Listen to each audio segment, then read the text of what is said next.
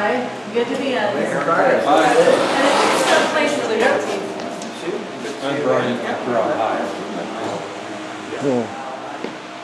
Thank you so much, you guys, for your work and dedication. Okay, it's Friday the 19th. I was here Wednesday, and well, look who's here again. Welcome back, Ben. We're going to see what's going on. We're going to see what's going on. So we've made a few changes from the time we were here last.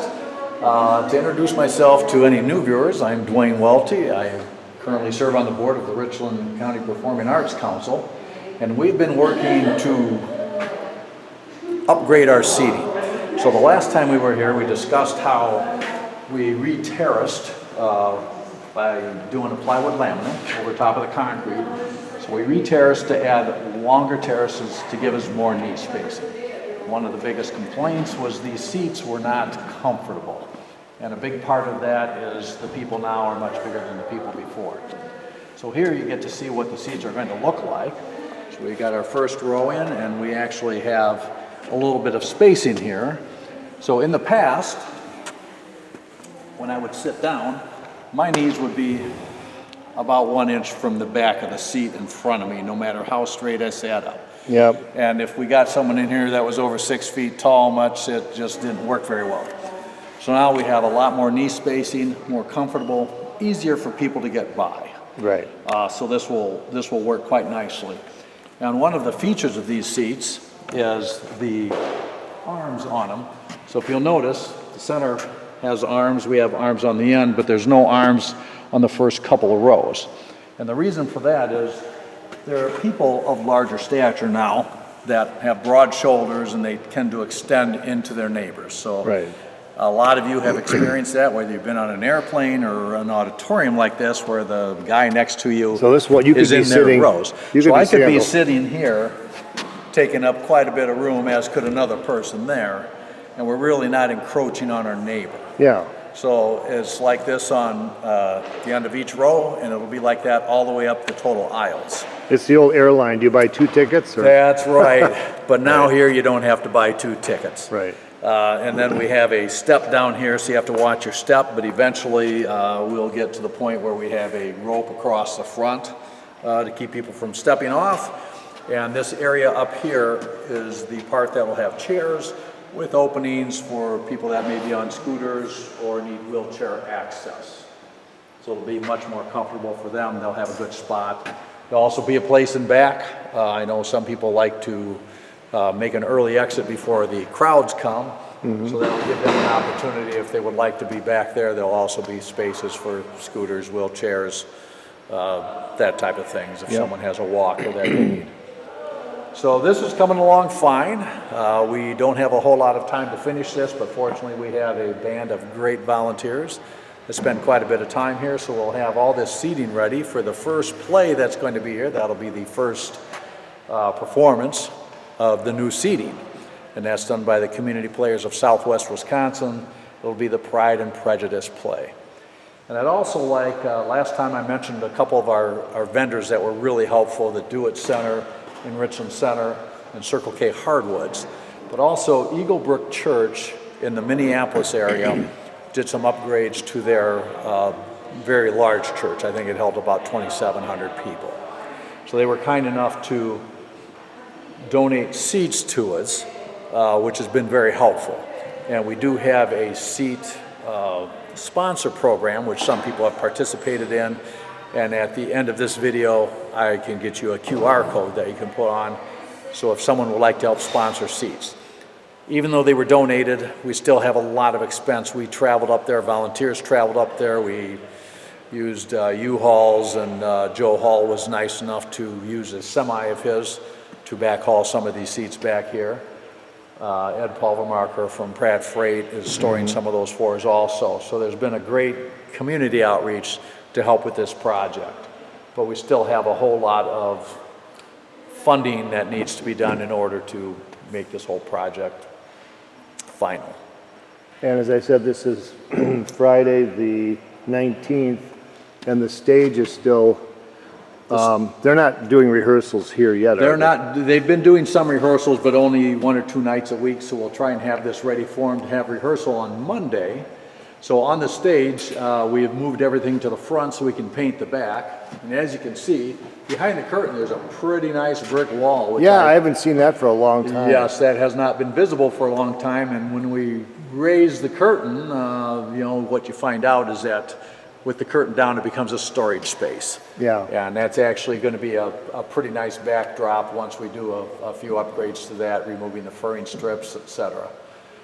So the stage is going to be a little more functional with some different type backdrops. You know, if we were to get a jazz band up here, I bet they would love the way that looks. Yep.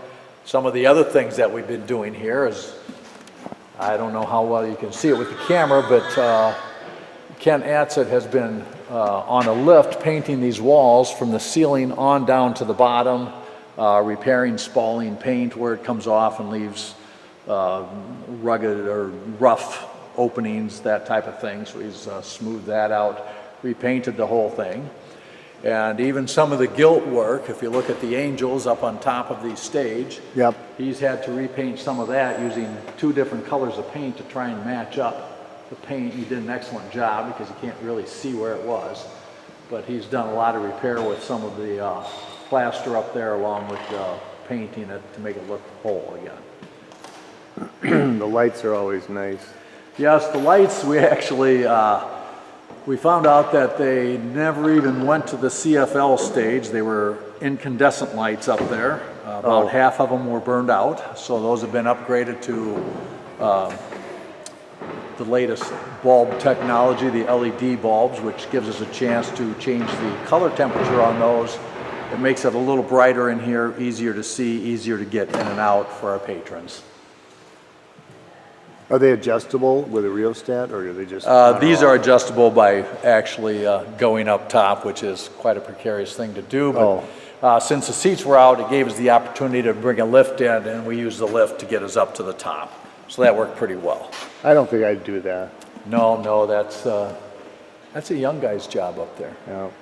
But it's worked out real well. So if you look up in the balcony, you can see it's in a bit of disarray, and I don't know how well you can see on the camera, but the paint is not quite as nice as what it is on this lower area. Yeah. So balcony is phase 2. We're looking forward to getting started on that as quickly as we can finish phase 1, which is the seats down here and getting the stage in good shape for our performance.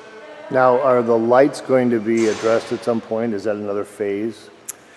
Or is that Yes, just the lighting up there will end up matching this as far as color temperature goes. I meant the stage, the performances for the. Yes, the stage performance lights sure, will be okay. upgraded at a time also. So once we're done with stage 1 down here, we have phase 2 up top. We have a couple other major things coming up. Our fire escape doors are the original doors that were in here in 1912. If you look not even closely, you can see daylight out a lot of those due to the way Yeah. they fit from drying out and that type of thing. So the fire escape doors need replacing with things that are much more energy efficient. Beyond that, one of our next phases, our next steps will be the stage. The stage curtains are quite old. I know the last time they had analysis done on this stuff was 1986, so most of the stage parts are that age or older. So a major stage upgrade will be coming along in the near future.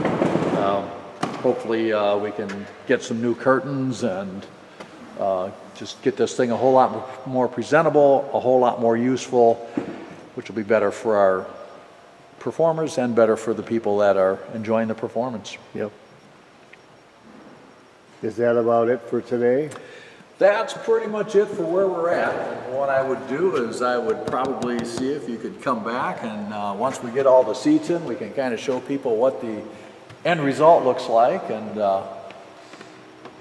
if anyone would like to jump in and help with these projects, the volunteers are pretty much here at the City Auditorium every day from roughly 8 until 1 in the afternoon. Is there a contact person or phone number or email? The contact person, probably the best is to contact me. I'm Dwayne Welty. You can reach me at 630-992-5416.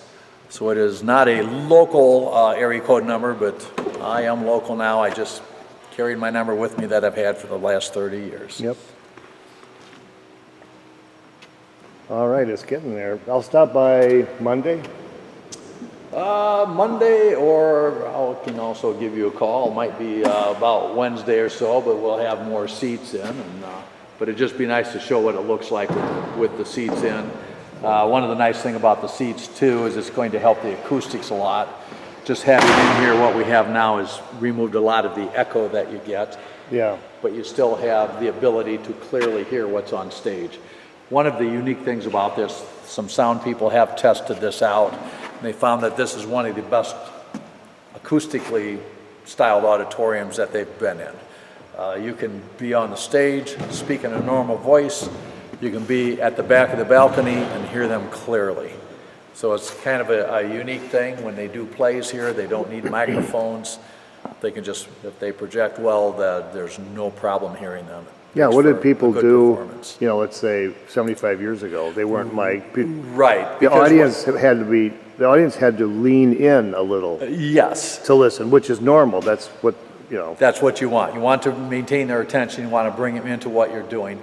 The interesting thing, this was built in 1912, and back then they barely had electricity, so most of these rooms are lucky to have one bulb in the center of the room. Mm-hmm. There wasn't a lot of lighting. There was not much of any amplification. TVs really weren't out, so this is where you came to see a performance. If you wanted to go to a play, you couldn't turn your TV on, you couldn't stream it on your phone, you had to go somewhere and interact with it. So things went through a lot of changes through the years. Pretty soon movies came into being, TV came into being, so this was used less and less. Mm-hmm. To give you a little history. And at one point, it was even bought out and used as an antique venue, where they just had different booths around. When this was originally built, they had city offices in it. Yes. A lot of the women's suffrage movement started out in the basement of this building. The women had a lot to do with building this. It was a tie vote for the city council, as this was a municipal auditorium, and the mayor had to come in with the tie-breaking vote, and he voted for it. So fortunately, the people that were looking forward in history to make a good positive change for the future ended up getting that done. In about 2007, this building was slated to be torn down. If the Richland County Performing Arts Council would not have started their 501c3, we would be standing in a parking lot right now.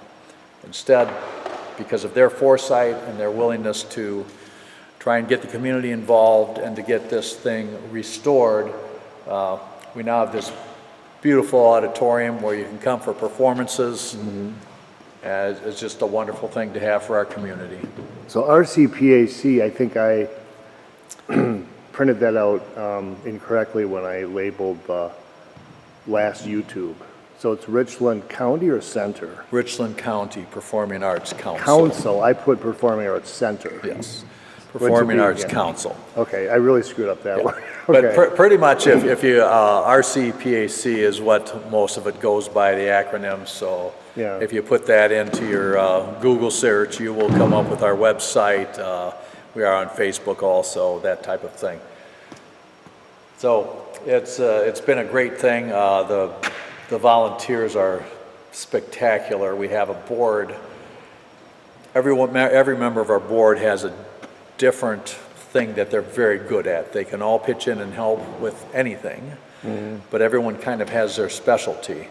And that's been one of the key successes for this board, is that we've been able to do a lot of varied things due to these specialties that these people have and their willingness to use those.